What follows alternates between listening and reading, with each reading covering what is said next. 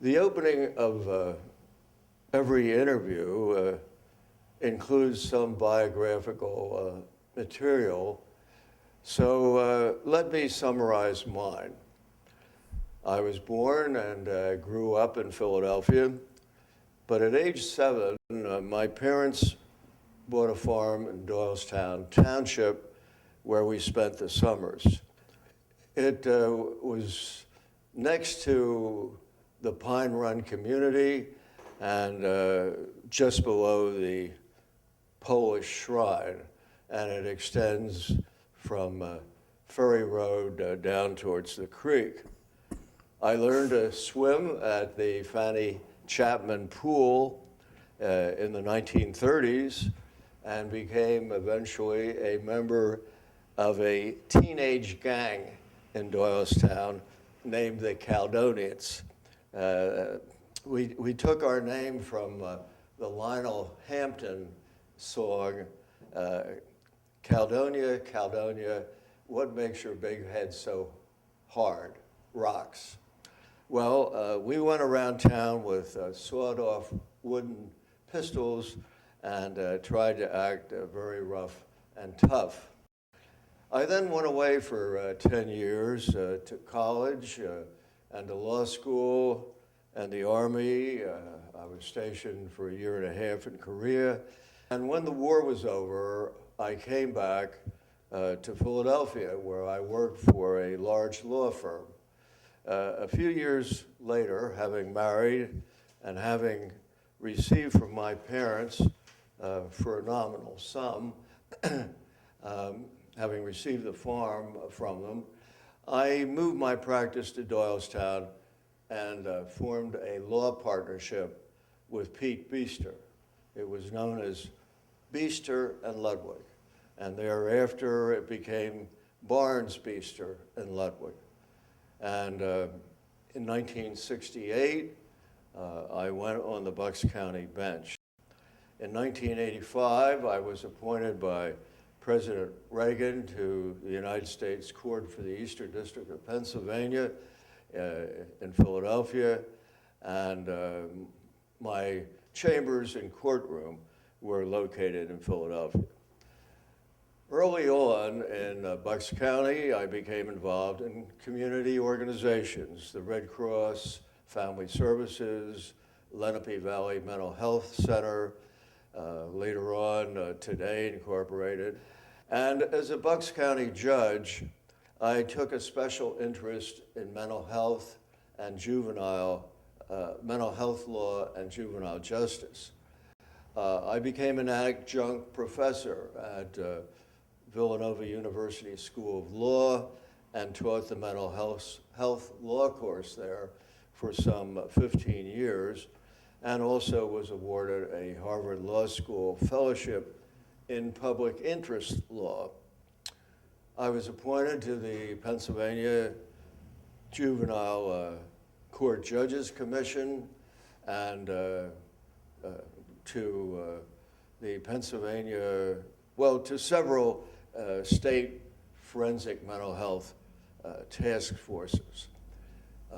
Then Chief Justice Nix of the Pennsylvania Supreme Court appointed me the first chair of the Pennsylvania Comprehensive Legal Education Committee, and I wrote the report recommending continuing legal education for all lawyers in the state. Until then, there was no continuing legal education for lawyers. I also was active in the Pennsylvania Trial Judges Association and eventually became president in 1981.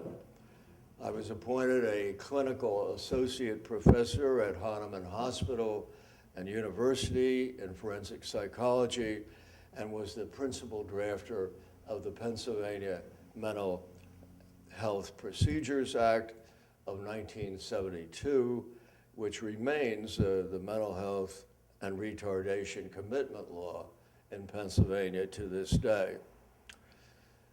In 1992, the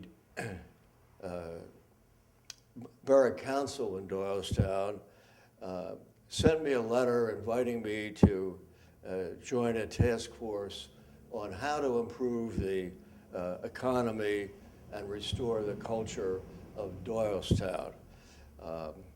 I think somebody on council heard that I had a lot of complaints, so all of us who had complaints were gathered together in this task force.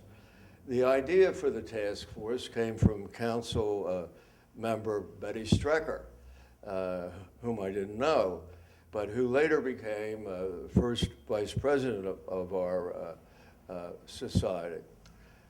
Our task force recommended that council establish a permanent standing committee, and that became the Doylestown Revitalization Board, a name I had suggested. Our reason for being, you might say, was that shopping centers and malls were turning out the lights in downtown Doylestown, just as they were all over the country. We invited a person who was an expert in this field to consult with us, and she asked, what is it that you have in Doylestown that they don't have? And we finally figured out what she meant was Doylestown had history, tradition, and charm, which the shopping centers and malls did not have. After I clerked for the judge, I was practicing in town and got involved with a local film society, actually organized a film society to show films in town, which was called Closely Watched Films. And we showed films in the James Laura House. And the judge was very supportive of that. In fact, I remember very distinctly, we were going around looking for initial memberships, and he was happy to give us a membership. And when we looked at the check, which was for the organization Closely Watched Films, we realized he had made it out to mostly debauched films. We did, which was very, was not surprising coming from the judge. And we did, the check did clear though. That's great. So as a result of that, I was involved in films in town, and the judge at that point, or at a point a little bit later, became involved with the Revitalization Committee in Doylestown. And in the early 80s, he set up a meeting with myself, Jack McMillan, the judge, and John Rudolph, who owned the county theater, for the purpose of seeing whether we wanted to get involved with running the county theater. We did become involved with that, and without the judge's initial involvement, his prodding, bringing people together, which he was doing all the time with a lot of projects, without that, we would have never gotten involved in the county theater. He was really the match that lit that fuse that then became the project that we worked on. The interviewer today, and today is December 16, 2008, is Sid Martin. He has contributed mightily to the Doylestown Historical Society, and I deeply appreciate Sid's doing this interview. Of course, he's been bugging me to do this now for over a year, and when it comes to persistence, there aren't many people who are better at it. We are here right now in the main room of the headquarters of the Society at 56 South Main Street in Doylestown. Sid? Ed, I'd really like to thank you for your kind words. The interview today is clearly about you. I am pleased to have supported you in the society. You've indicated that you were born and went to school in Philadelphia, that you actually moved to Doylestown when I think you said you were still in short pants. What does that mean, and what were the circumstances of this move and coming into Doylestown? Well, it was in the 1930s, and I suppose my parents couldn't afford long pants. But it was all circumstantial. So many things in life are. My mother had had a major operation in the mid-30s. I think I was 7 years old. So she came out to Doylestown to recuperate, and she had to spend a month convalescing. And in those days, said there were not B&Bs in this area, but people put out signs in front of their houses that said, tourists. So my mother was a tourist, so to speak, and she stayed at a home in New Britain and parked me at a summer camp for children that was operated by the wife of the superintendent of Graterford Prison. And there were about 8 of us, small kids, at this place. And in the morning, they took us to the Fanny Chapman pool in Doylestown, which had been built just a few years before that. And it was a pool that was free for children, had free swimming lessons, great for the community. Fanny Chapman was Henry Chapman Mercer's aunt, and she had given the borough a very large gift of money for the pool. And this was my introduction to the area, and I went to the pool for several summers until the war years, when my parents sent me to summer camp at Admiral Farragut Naval Academy in New Jersey. Now, what year was it that you actually did move into Doylestown? Well, we spent our summers here, Mm-hmm. although the house had no central heating. My parents renovated it, and put in indoor plumbing. We had started out with a very nice two-holer, I think it was called, and And corn cobs, right? they had the stucco removed from the outside of the fieldstone. It was beautiful, beautiful pointing, something called snakeskin pointing. And then after many years, when my parents transferred the farm to me, I moved there in 1958. Ah, okay. So you spent all your summers in Doylestown. Can you tell me what some of your early recollections of the town actually were, of Doylestown and the surrounding area? Well, in the 1930s,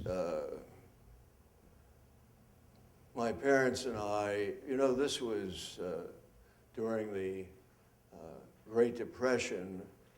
I was an only child, and we lived in West Philadelphia on the fringe of the Penn campus, and we'd drive to Doylestown from there to go to the farm.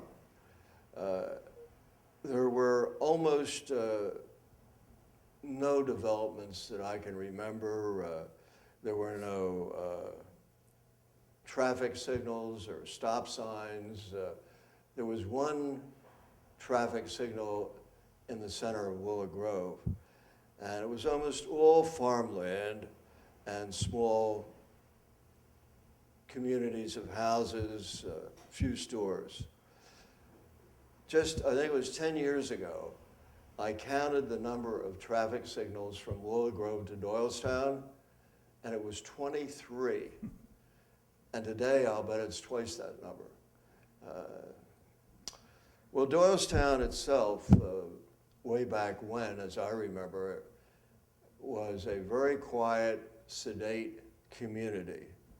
Farmers came into town on Friday nights to sell their products. My father had a charge account at one of the general stores in Doylestown named Climbers on Main Street, which became Musselman's, and then it's now the Doylestown Bookshop. Well, climbers would send him a bill. He would charge things during the summer, and he'd get a bill in the middle of the winter.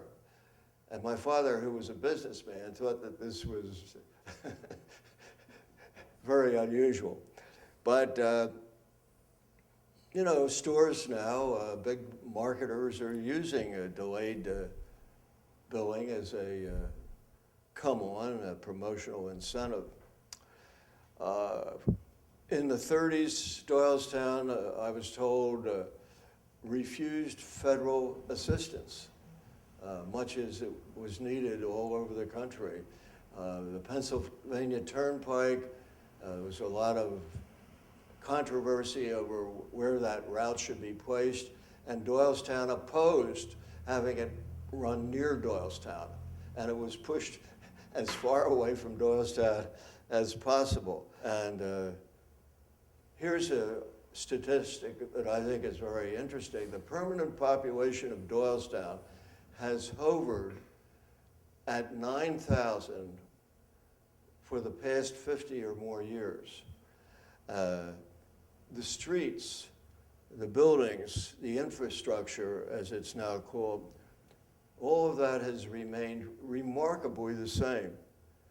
As Brooks McNamara, whom you know, a former NYU professor who became a director of the Doylestown Historical Society, pointed out, a remarkable feature about the borough of Doylestown is that unlike other places, many places, it has preserved most of the buildings, and it feels the way it used to be, even though it isn't.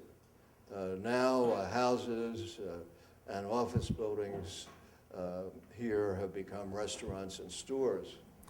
How did I become a judge in Doylestown? That's something I really want to talk about. People often ask me, when did you first decide you wanted to be a judge? And I tell them this story. When I was a youngster, I suppose in short pants, my mother took me to have my shoes shined. And there was a little boy who was the shoe shine, maybe 2 years older than I was at the time. And he said to me, "What do you want to do when you grow up?" I think he was angling for a tip from my mother. And I said, "I'd like to be a lawyer." And he said, "Lawyer?" He said, "All lawyers are crooks." And according to my mother, I said, "Well, then I'll be a judge." Now, I don't remember that happening, but that was my mother's story. After I moved to the farm in Doylestown Township, again, that was in 1958, my first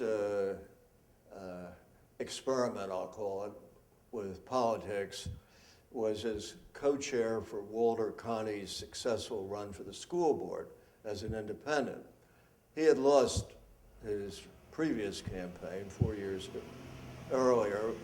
I had known Walter as a youngster in Doylestown. We were both members of the gang I had mentioned, known as the Caledonians, and we were pretty good friends. Well, I became the first president of the Doylestown Township Republican Club. Republican headquarters at the time, this must have been around 1962. It wanted to have Republican clubs in every borough and township. Ted Gross was the Republican committeeman in the township, and he asked me if I was the only lawyer in the group, and he said, "Can you draw up some bylaws for the club?" Which I did. And then as a reward for that, I became the president of the first president of the Doylestown Township Republican Club. I'd have to believe that it's been out of existence now for many, many years. But anyhow, very shortly after that, there was a house available for sale in Doylestown Borough, and we moved out of the township and into the borough, and that's where I now live on East Court Street. This was 1963. So, with all of my great credentials as the first president of the Doylestown Township Republican Club, I went to see Prue Sedan, who was the Republican committee woman and coincidentally the president of the Village Improvement Association, and I volunteered my services. And she told me the borough Republicans didn't need any help. Thank you. And the registration age in Doylestown Borough at that time was something like 3-to-1 Republican. Well, in 1966, the Republican committeeman, whose name was Eggs Heyman, he resigned. This was in December, and I went to see Prue again, and I was appointed to fill Eggs's vacancy. But within a month, I was involved in a contested election with another lawyer, Pete Glaskett. The committeeman slots must have been much more important in those days than they are today. I don't even know who my committeeman is today. Committeeman elections are held in the primary, not in the fall. And Pete and I both worked very hard. He sent out a message or a brochure to everybody, all the registered voters, showing the picture of when he was in college. He had a full head of hair, and by this time he had lost most of it. On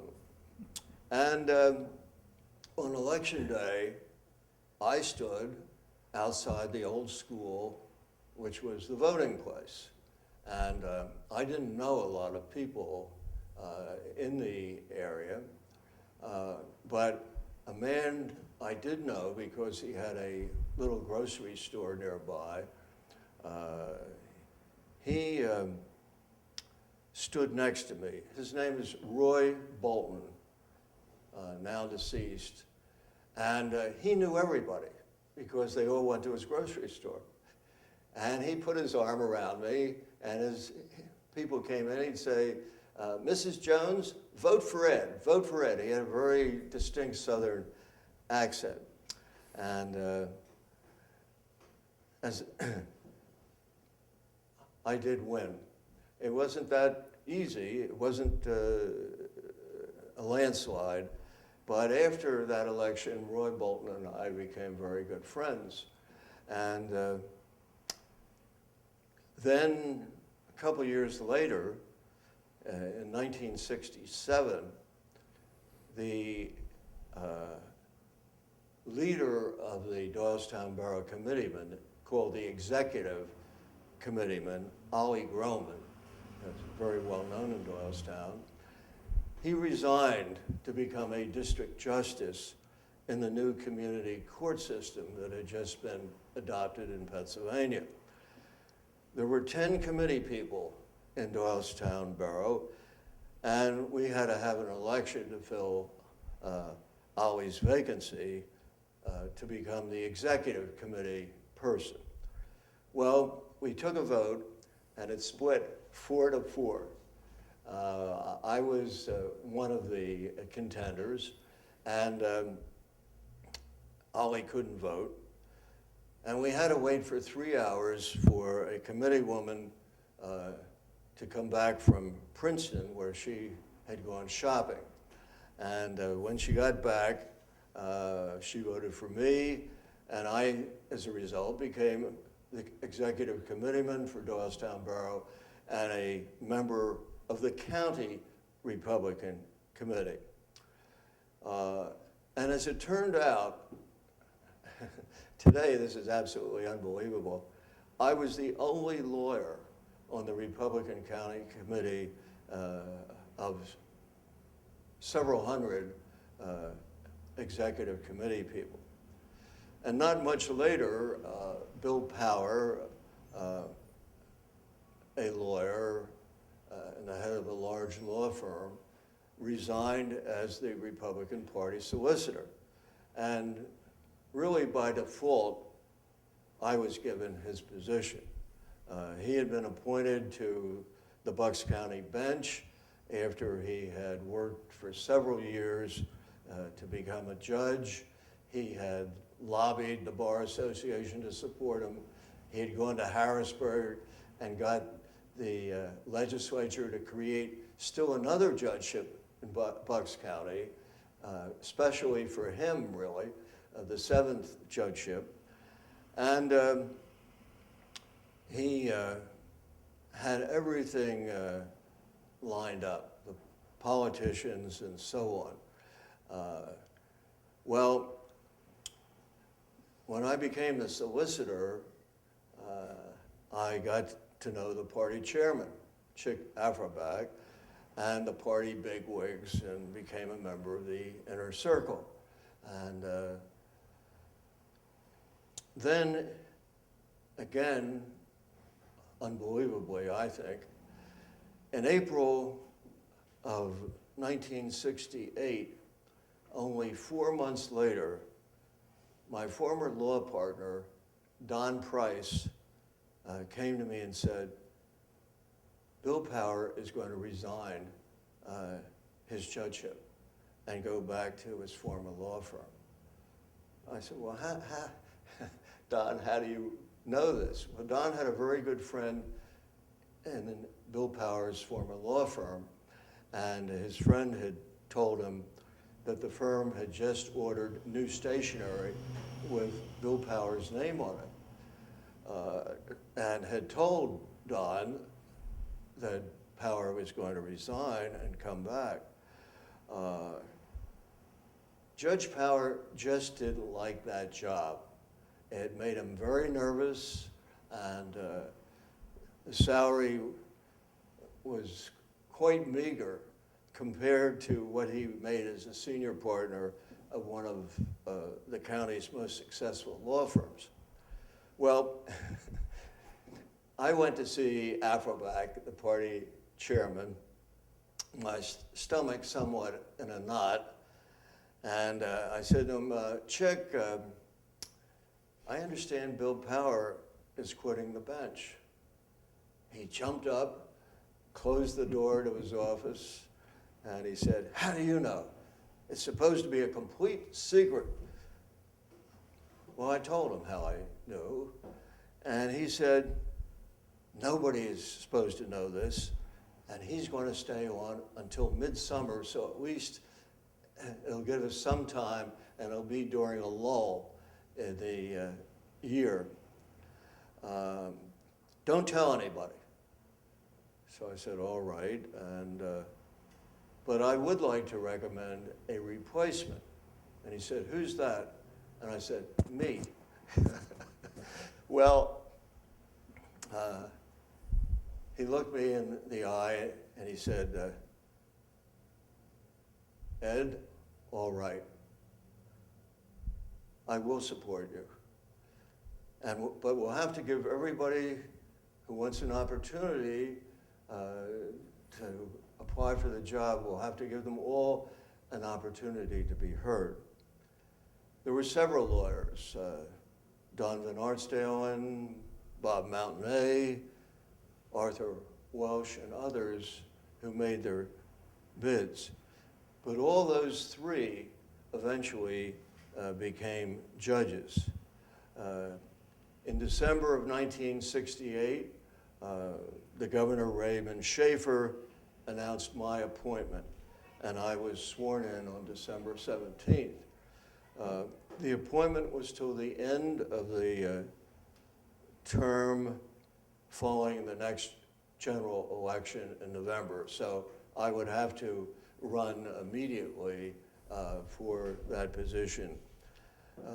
But I think that story shows the tremendous, unbelievable power of the county chairman. In January of the following month, Arthur Walsh, a Republican, a disappointed Republican, announced he would run on the Democratic ticket against me, and he was promised by the Democratic county chairman that if he did so, regardless of the result, he would eventually get a judgeship out of it. I organized a Democrats for Ludwig campaign, and Herman Silverman agreed to be the chair. And he went to all the candidates' nights along with Paul Campbell, who was my chair of Republicans for Ludwig, and they spoke in my stead. This was a huge relief for me because I was learning to be a judge during the day. I really appreciated their help. When he was a student at the National Farm School, now the Delaware Valley College, and this was back in the late 1930s, Herman had worked for my parents on the farm. They had called the farm school and asked if there was anybody who would like to have a job. And he worked there doing landscape work for 25 cents an hour. He now says he was a slave. But I refer to Herman, at least in recent years, as my oldest friend. Herman is almost 10 years older than I am, and he's one of the very few living people who knew my parents.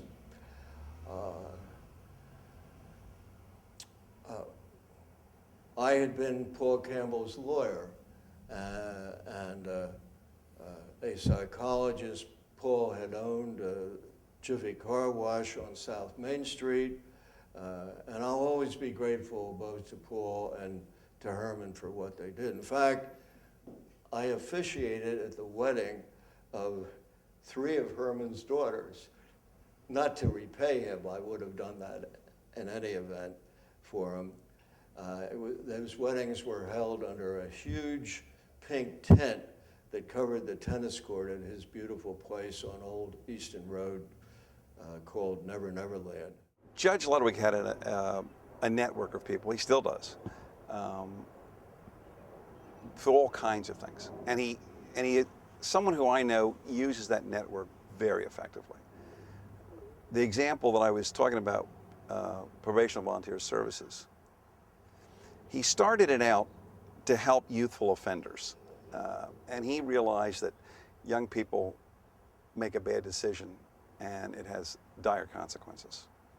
And he learned of a mentoring system, a counseling system where they could try to teach young people a different way to think about when they had a problem or when they had an issue come about, a different way to focus on life and to go back and say, you know, you had an opportunity to make a decision, you made the wrong one.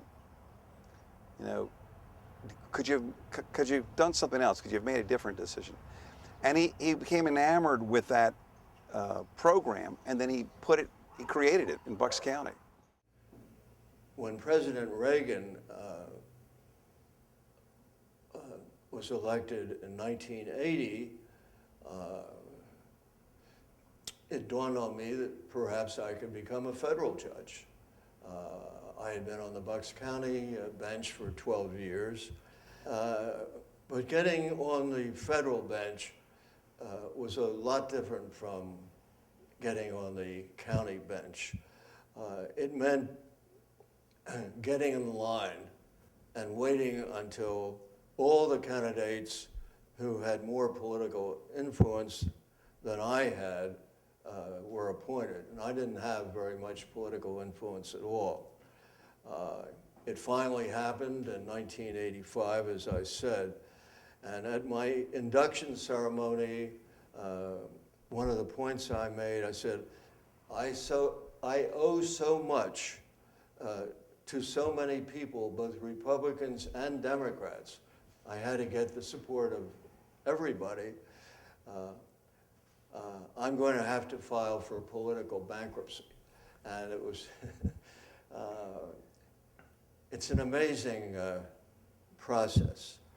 When I was finally notified of my appointment, it was by a call from the president.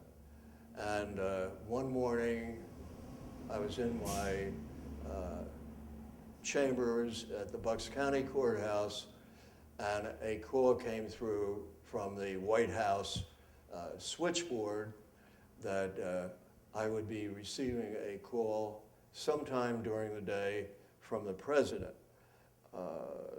Didn't tell me when, and as it happened, my secretary called in sick that day. So I had a law clerk whom I asked to sit at my secretary's desk and answer the phone. And I told her about this call from the White House. Well, the hours dragged on and on and on. We didn't go out for lunch, are you kidding? We just sat there. I'm sure I didn't accomplish very much of anything. And finally, it was mid-afternoon, say about 3 p.m., and I looked up at the door to my office, and there was my law clerk. Her face was tomato red. She couldn't open her mouth. She just pointed at the telephone. So, of course, I knew that was the call, and I picked up the phone, and it was President Reagan, and he said, very quietly, very relaxed, Judge Ludwig, how are you today? I said, fine, Mr. President, and how are you?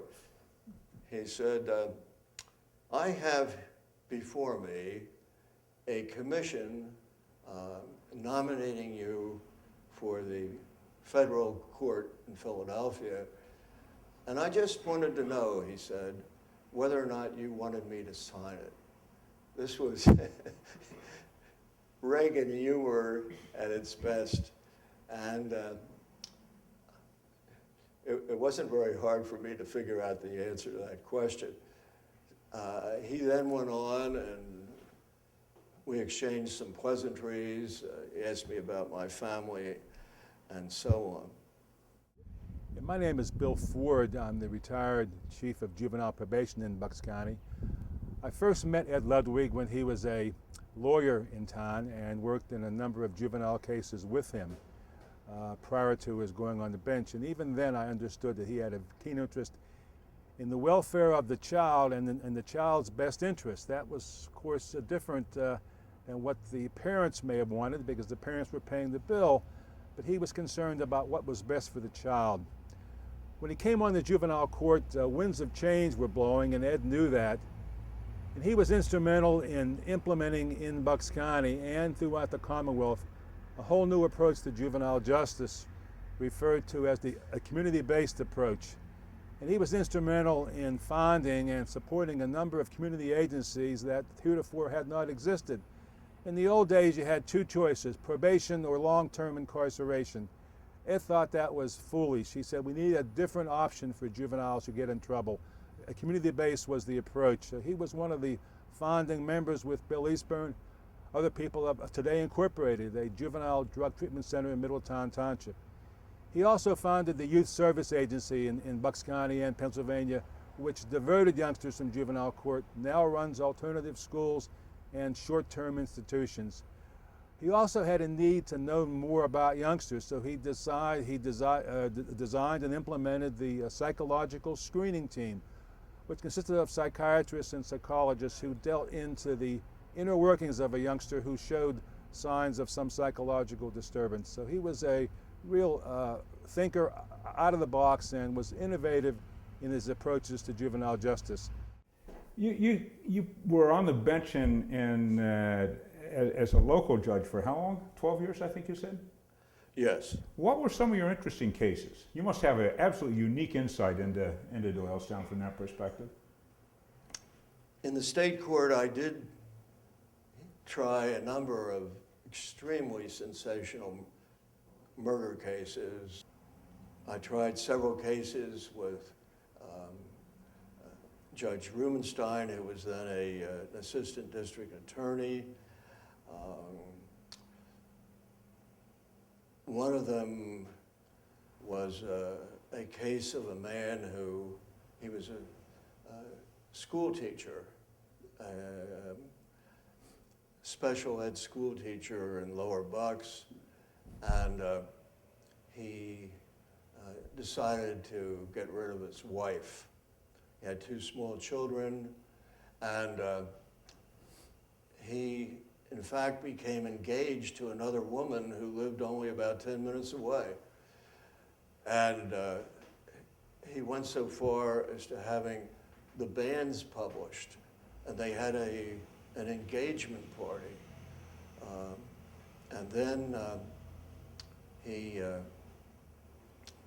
got hold of a young student who was a drug addict, and somehow or other convinced him to shoot this teacher's wife. And the student went into the home. The wife was in her bedroom, and he shot her at point-blank range. She didn't die. As far as I know, the bullet is still in her head. Well,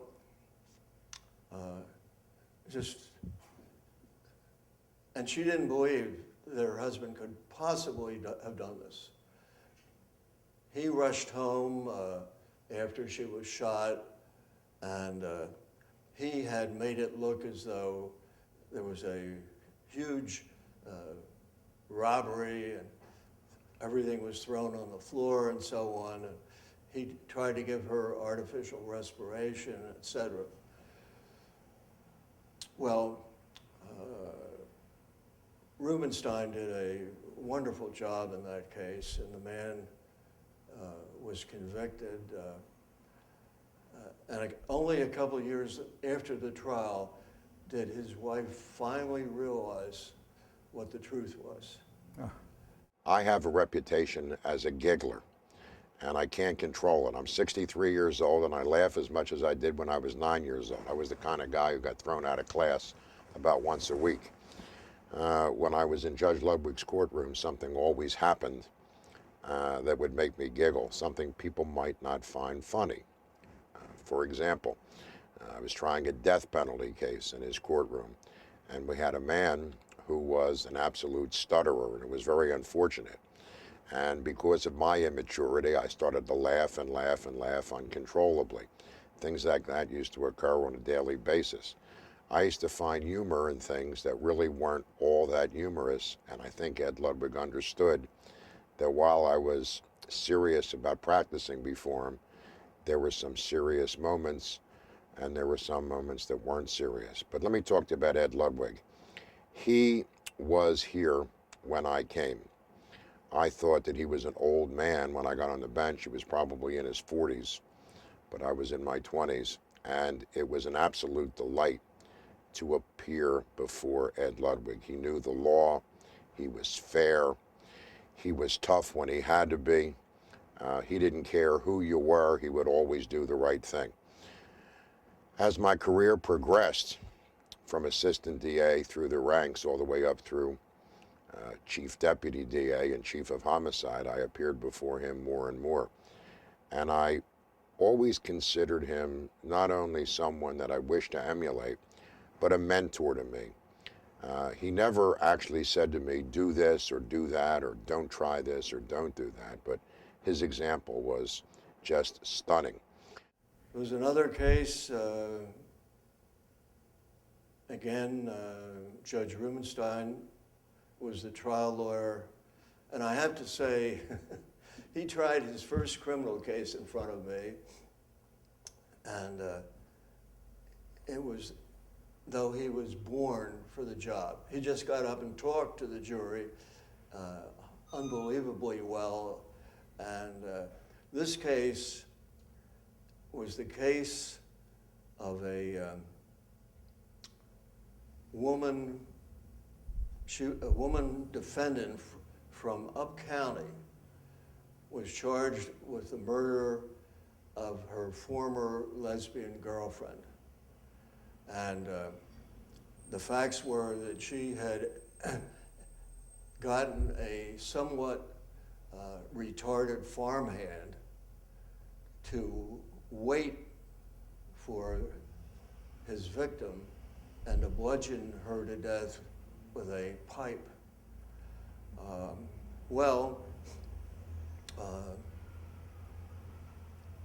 She was represented, the defendant was represented by the former district attorney of Lehigh County, who is a very competent lawyer. And the farmhand who had done the killing, he had pleaded guilty in front of me and was sentenced to the maximum sentence for that at the time. And he said, you know, he was asked, why did you do this? And his answer was, I did it for a kiss. He said that this woman had given him a kiss. Well, that was an unbelievable case, but the defendant was acquitted in that case. It was a remarkable piece of work on the part of the defense attorney. And then I had a case that reminded me of West Side Story. It was a case where a Puerto Rican who had come here and was the kingpin of a drug organization in North Philadelphia had taken out in his car a young prostitute, and he believed that she was stealing from him. And she was sitting next to him in the car, and he drove into Bucks County on I-95 and shot her in the head and threw her over the guardrail. And then he had the car transported back to Puerto Rico and so on. Well, we had all kinds of witnesses. Puerto Rican criminal investigators came in and told us about the car, and it was just a very unbelievable, strange case. That was a conviction, and I still get letters from the defendant who is spending time thinking about what went wrong. I have fond memories of, I would say, at least 15 years of Ed and I playing tennis against Carter Gardy and Ed Redfield and occasionally some other people. And the camaraderie and fun that developed was something that none of us realized at the time would be lasting memories for our life. One small incident, one weekend we couldn't play at the Doylestown Racket Club because it was under renovation. So we went over to Lansdale and played at the North Penn Tennis Club. And after tennis, we took a sauna and had a very enjoyable time, except that Ed wouldn't get in the sauna. And when we questioned him, he said he just had a case where the wiring had been shorted and the people in the tub had been electrocuted. He waited to see that we made it, and then he got in. So it was a famous kidnapping case you handled as well, the Worthington kidnapping case? Well, I did have a case in federal court. Oh, that was federal court, okay. Early on, when I was a federal judge, a woman came from Baltimore to a hospital in Upper Bucks and went into the newborn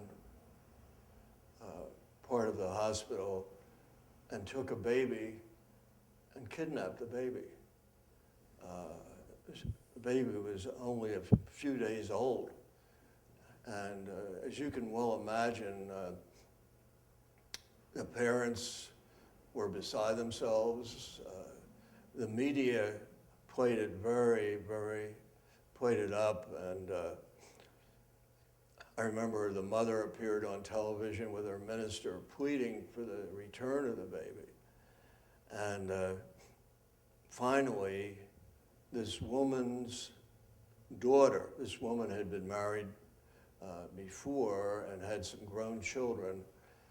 Her daughter reported to the police that her mother had this newborn, and she was arrested, of course. And she said that she was involved in a relationship with a man who wanted to have a baby. And she, for some reason or other, wasn't able to have a baby.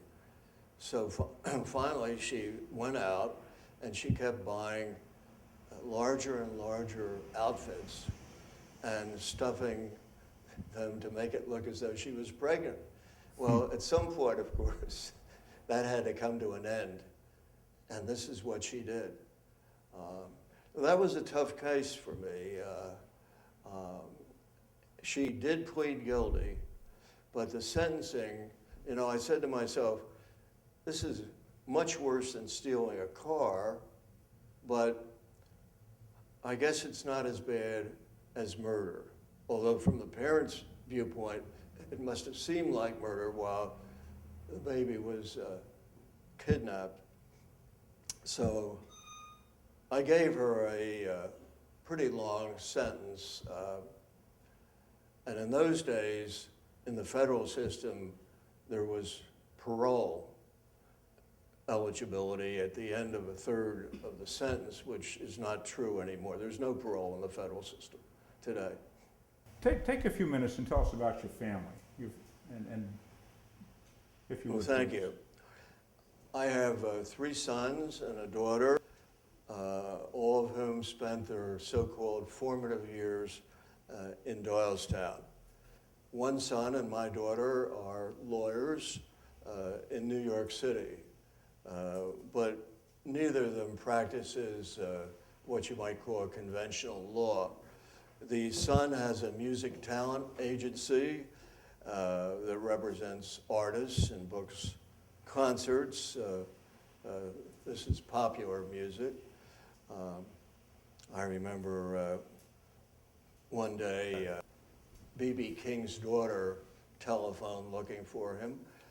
And my daughter is a public interest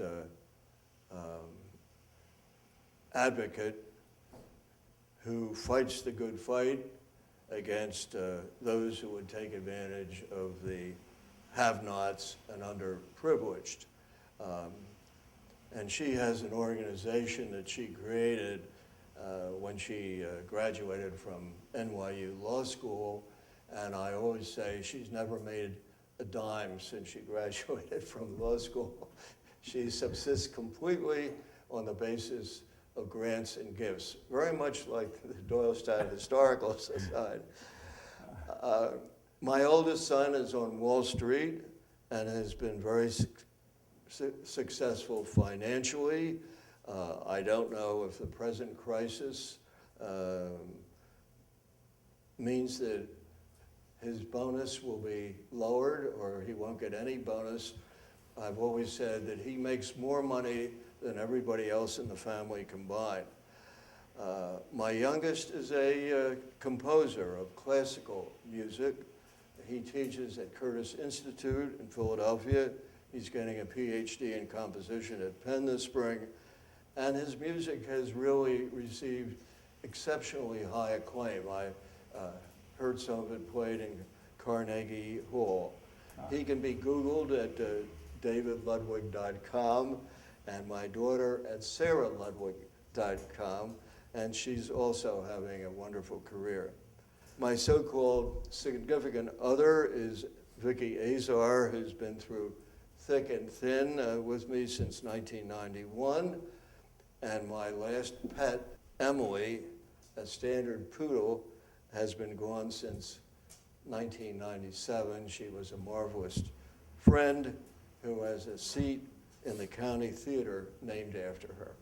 I called up Vicki, and I said, Vicki, tell me some things that Ed has found particularly amusing or insightful about Doylestown over the last years. And let me just ask a couple of these. Tell me about a society in town called the Horse Thieves Society, I believe it was. Well, we still have a lot of horse thieves around here, you know that. Yeah? Well, one day when I was early on, when I was practicing law, like so many people, I would go into Kenny's newsstand on State Street.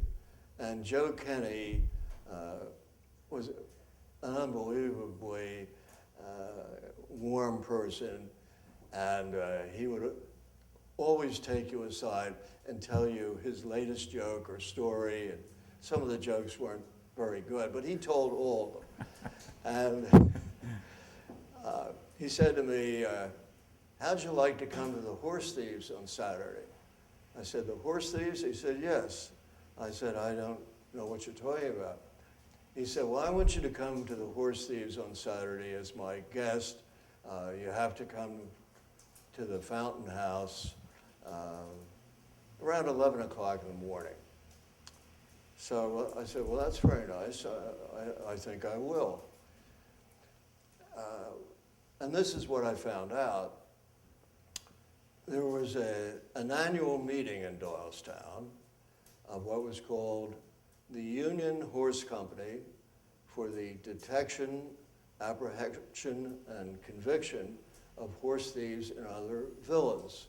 And there were many of these companies around that were sort of community vigilantes because horse thievery was a real problem. However, by the 1960s, this had become a social organization.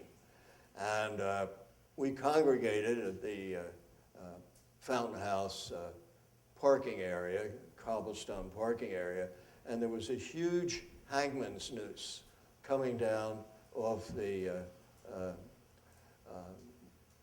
banister. And I think we hung the sheriff, I forget who it was, but it was some well-known person.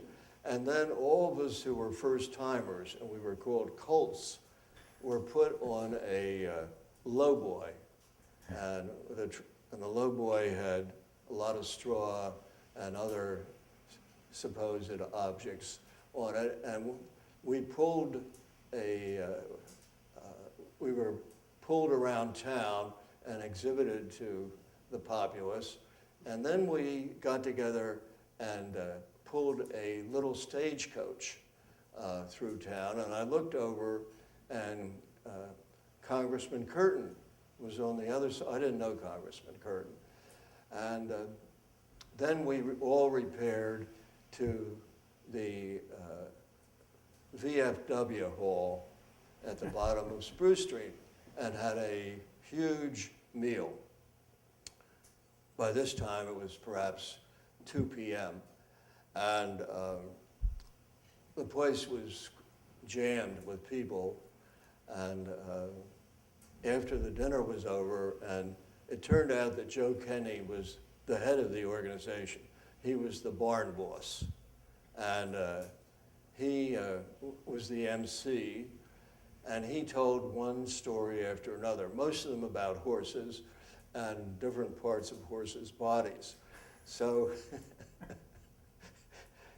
after the meal, there's a basement at the VFW hall, and many of the men went down to the basement and started playing poker at fairly high stakes. And this gambling went on all weekend. And the women in town, some of them were extremely upset.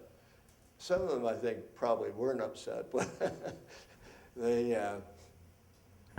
That's my record. I was a member of the Horse Thieves, and I went to, I think, 20 annual meetings and hangings in a row. Oh, amazing. But there's one memory that I have, and I'm sure Ed has, that didn't occur at the Conti's Cross Keys Inn, and it occurred at the Doylestown Inn. Win James must have invited half the population of town to attend his wedding. And the ceremony was going to be held at the inn, and we all arrived, and we billed around for what seemed like hours, waiting for the strains of Here Comes the Bride, which never happened. Something was clearly amiss, and eventually Wynn made the announcement that his bride had exercised her woman's right to change her mind and had literally left him at the altar. This had to be a terrible moment for Wynn, but he made that announcement with great dignity. He was incredibly gallant, and it was a moment of grace under pressure that I will always remember. I understood you had a law clerk, a Clyde Waite, who is now a judge. He's been a judge for a couple of years. And yeah. there's some story about pet sitting that involves Clyde. Well, in 1970, I decided to take my family to Europe during the summer, and we had this huge black standard poodle, and I didn't want to put him in a kennel, so I started calling around, and I called the public defender's office, and as a result, I found out that this young lawyer was going to be working in Doylestown, and his name was Clyde Waite. So I spoke to him, and he said yes, he'd be delighted to live in our house on Court Street and take care of our dog, Nicholas. Well, Clyde in those days, I don't know about now, really overscheduled himself. He would allow about a half hour to drive to Philadelphia, and he would overbook himself and so on. And he didn't arrive at the appointed time to meet Nicholas, and we had to leave to go to the airport. So I tried to explain to Nicholas what was going to happen, but when Clyde got there, Nicholas would have none of it. And he barked his head off, and he gave ground very grudgingly, I understand, and started backing up the steps before Clyde could get into the house. The next day, Clyde took Nicholas to the grocery store, and he came back, and as he was putting a six-pack of Coke or something on the top of his VW Beetle, Nicholas took off and ran down. Well, Clyde was no slouch. He had been a cross-country runner, and he was running as fast as he could to catch Nicholas. And all of a sudden, he looked down, and Nicholas was in the cemetery, and he was on one side of the fence that ran around, and Clyde was on the other side. So Clyde knew that he wasn't going to be able to catch him, and he went home, I'm sure, feeling horrible.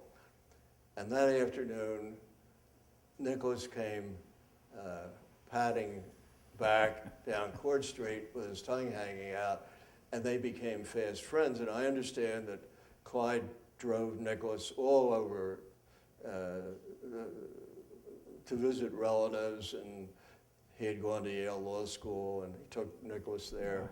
And I always envisioned Clyde driving the car and Nicholas sitting in the passenger seat of this car.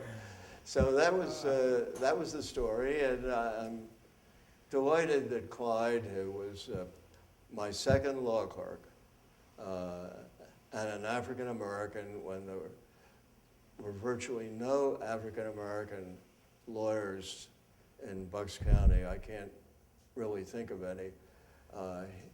He became my law clerk, and he then, of course, went on the Bucks County bench. Now, I also heard a story. It kind of follows along with some of these. It sort of shows a certain humorous streak in you. Can you tell us about Lee Mendelssohn's daughter's wedding today? Well, I don't know how many of you knew Lee Mendelssohn. He died a few years ago at age 90, and he was a very unusual person. And he asked me one day when I was a judge in the Bucks County Courthouse if I could help him. His daughter was getting married, and she and her fiance had tickets on a Caribbean cruise. They had to fly down to Florida first. And we had a horrible blizzard. When I say horrible, the snow was so high that when you drove down the street, you couldn't see over the piles of snow. So he said, the courthouse is closed and she has to get her marriage license. And she thinks it's been issued and so on. So I said, well, why don't you bring her over and I'll see if I can get the marriage license. I said, all of the offices in the courthouse are closed, but I can meet you there. And as I said, I live just down the street. And I had a master key that opened all the doors, or almost all the doors in the courthouse. And I went in and I opened the door to the Marriage License Bureau. Nobody else was there. And I knew I was doing something I probably shouldn't be doing.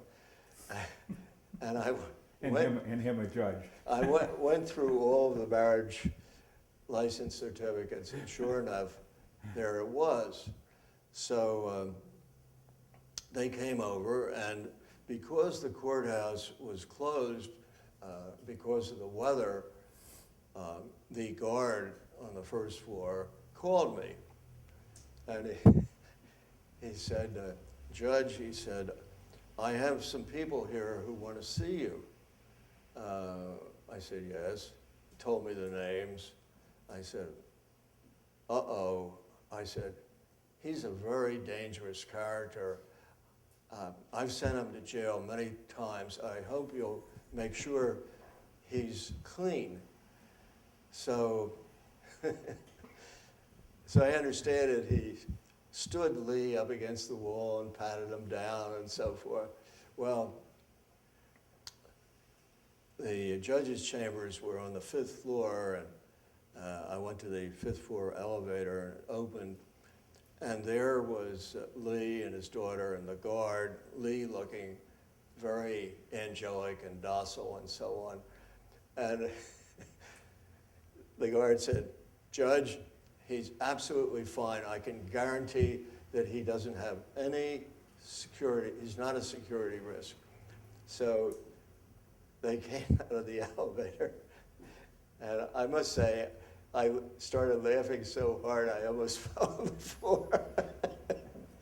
But Lee was a very forgiving person, and I needed to be forgiven. How would you like to be remembered in Doylestown? Well, do I have to be remembered? I think so. That's a tough one, Sid. I'd really like to be remembered as a great tennis player. However, I wasn't a great tennis player.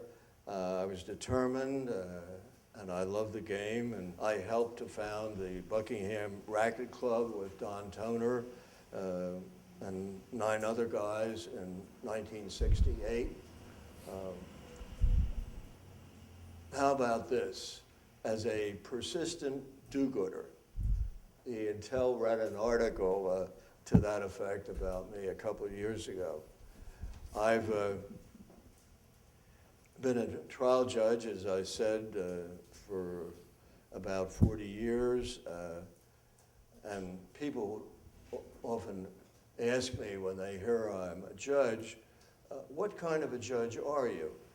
And my standard response is a good judge.